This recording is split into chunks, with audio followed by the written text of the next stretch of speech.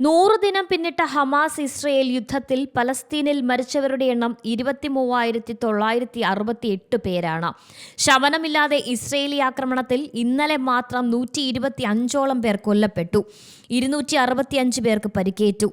Rafale ഷെല്ലാക്രമണത്തിൽ ഒരു വീട് തകർന്ന് 2 വയസ്സുകാരി ഉൾപ്പെടെ 4 പേർ കൊല്ലപ്പെട്ടു. ഇന്നലത്തെ ആക്രമണങ്ങളിൽ ഗാസയിലെ വാർത്താവിനിമയ സംവിധാനം വീണ്ടും തകരാറിലായി. അധിനിവേശ വെസ്റ്റ് ബാങ്കിലെ അൽമസാറ, റാല, ബിഡിയ, സൽഫിത്ത്, നബ്ലു എന്നിവിടങ്ങളിൽ കനത്ത ആക്രമണമുണ്ടായി.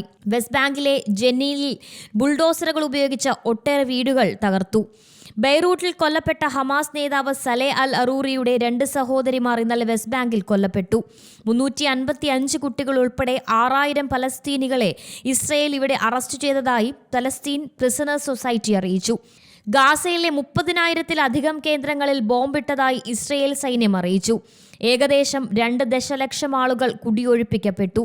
ആയിരക്കണക്കിന് വീടുകൾ നശിപ്പിക്കപ്പെട്ടു. കഴിഞ്ഞ 100 ദിവസങ്ങളിലുണ്ടായ വൻ നാശനഷ്ടവും ജീവനുകളും കുടിയൊഴിപ്പിക്കലുകളും പട്ടിണിയും മാനവികതയെ കളങ്കപ്പെടുത്തുന്നു. മാനുഷിക പ്രവർത്തനം ലോകത്തിലെ ഏറ്റവും സങ്കീർണവും വെല്ലുവിളി നിറഞ്ഞതുമായ ഒന്നായി മാറിയിരിക്കുന്നുവെന്ന് UN relief and works agency അറിയിച്ചു. ലെബണനിൽ നിന്നും ഇസ്രയേലിലെ തർക്കപ്രദേശമായ ഷെബ ഫാംസ് പ്രദേശത്തേക്ക് നുഴഞ്ഞുകയറാൻ ശ്രമിച്ച 4 പേരെ വധിച്ചതായി ഇസ്രയേൽ സേന അറിയിച്ചു. ഇസ്രയേലിലേക്ക് ചെങ്കടൽ വഴി വരുന്ന കപ്പലുകളെ ആക്രമിക്കുന്ന ഹൂതികൾക്കെതിരെ US-ഉം ബ്രിട്ടനും ആക്രമണം ശക്തമാക്കി.